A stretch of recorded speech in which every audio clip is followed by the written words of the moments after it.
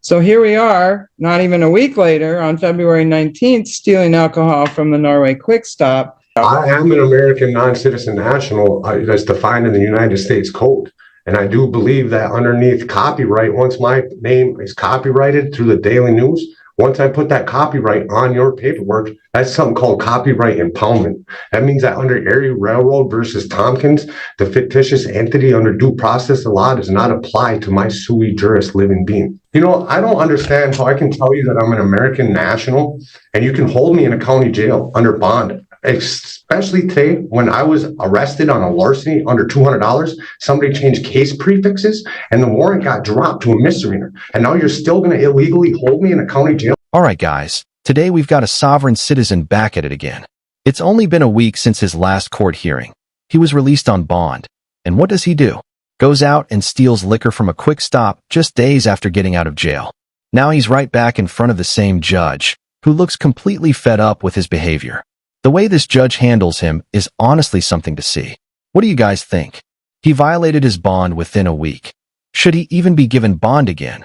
Or is it time he stays locked up for good? If you enjoy content like this, don't forget to like and subscribe. Let's get into it. People of the State of Michigan versus Drew James Peltola, files 247831SM and file 247819SM. Mr. Peltola appears from the Dickinson County Jail. Counsel the appellation known as Drew James Peltola appears before you as an entity. Hold on a minute. Just let me make the appearances, then I'm going to give you the floor, okay?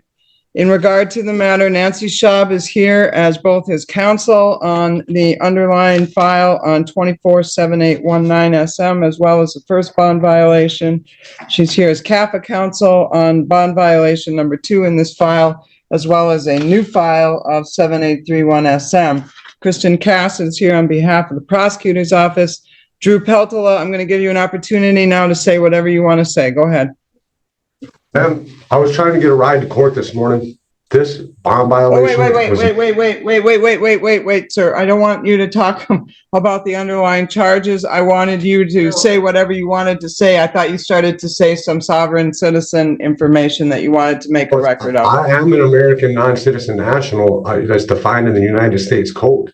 And I do believe that underneath copyright, once my name is copyrighted through the Daily News, once I put that copyright on your paperwork, that's something called copyright impoundment. That means that under Erie Railroad versus Tompkins, the fictitious entity under due process of law does not apply to my sui juris living being. So now this sovereign citizen is pulling the classic, I copyrighted my name move, like it's some kind of magic loophole to escape charges. Here's the reality. People who follow this ideology believe that by copyrighting their name, they can stop the government from using it in legal documents. They think courts are basically businesses, and if they own their name, they can opt out of the system entirely. The problem? This argument has been debunked over and over again.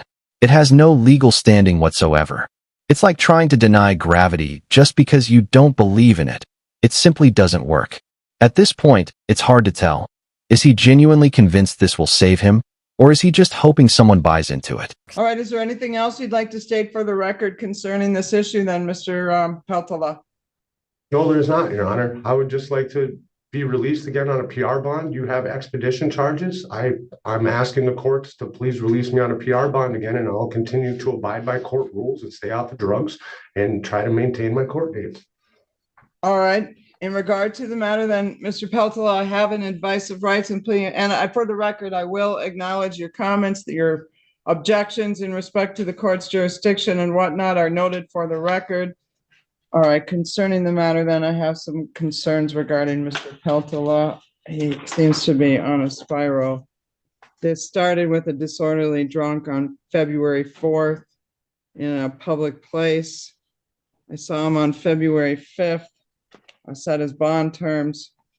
I saw him back on February 12th, with a .236 on a preliminary breath test. I set bond at that time on the bond violation and the underlying. And the reason I told him then that I was going to give him the break is that normally I see people in between. They get arraigned. I give them the warning. And then they come back on a bond violation. He had not had the warning in between because he violated his bond so quickly that I saw him all at once. So I told Mr. Peltola at that time that I would set the bond at a 1,000 PR, but understand that if he came back again, he would leave me no opportunity or new choice. So here we are, not even a week later, on February 19th, stealing alcohol from the Norway Quick Stop, involving another bond violation as well as a new underlying charge that I'm free to assume is true for purposes of setting bond. So for purposes of setting bond today, then for the following reasons, and in regard to his Wisconsin matters, very serious matters, he's got 2 felonies pending in Brown County from 2023. The first one alleges possession of narcotic drugs, a felony, possession of a controlled substance on or near certain places with a modifier, carrying a concealed knife, possession of drug paraphernalia. That case has been pending through for quite some time. And he has a court date for a status conference scheduled for February 26th at 11 a.m. Then, so the date of this offense was filing date of 2/10 of 2023. He's got a filing date of March 15th of 2023 in Brown County. Another felony alleging bail jumping as well as possession of drug paraphernalia. Likewise, that has a court date at the same date and the same time as the other pending felony. I think that is part of the other pending felony. They charge it as a separate offense, but It's a separate case. Separate whole, total separate case, total separate charges, total separate bond, total separate court dates.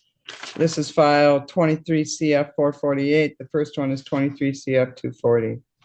So in respect to the matter, my point being for purposes of setting bond, Mr. Peltola has some substance abuse issues going on. He's got numerous cases pending in Wisconsin as well as now here.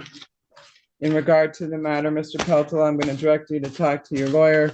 I'm setting bond concerning the new theft case. Then the conditions are going to be as follows. Mr. Peltola may not enter into the Norway Quick Stop as a condition of his release. He is not to purchase, possess, or consume alcohol or non-prescribed controlled substances. Mr. Peltola is subject to random PBTs and drug screens. Mr. Peltola may not go in any businesses that sell alcohol for use inside, such as bars and taverns. Recreational and medicinal marijuana use and possession are prohibited until or unless further order of the court.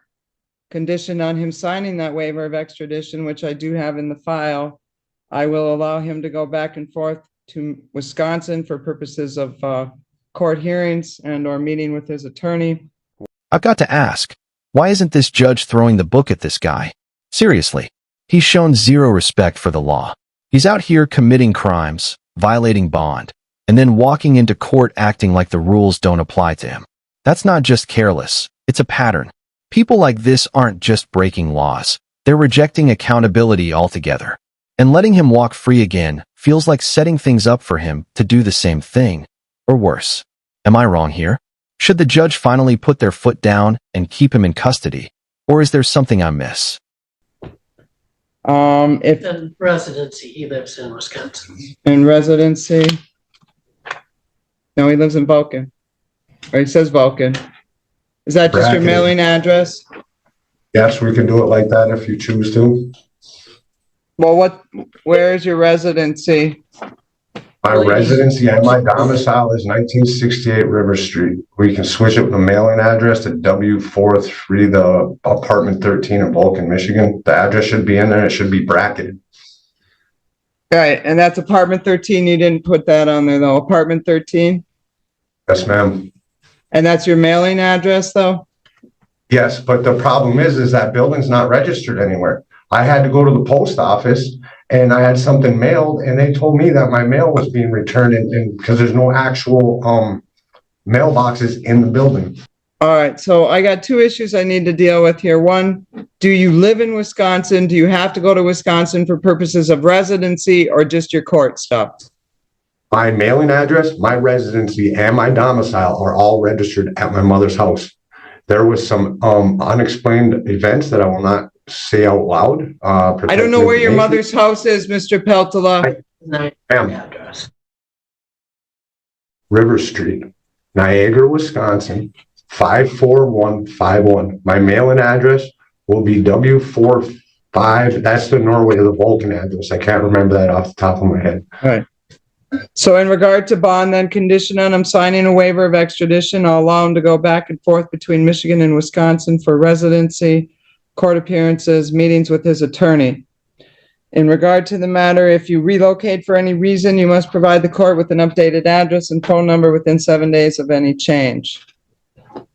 Concerning the amount of the bond on the new retail fraud, I'm going to set that at 1,000 cash surety, 10%. In regard to the newest bond violation, then,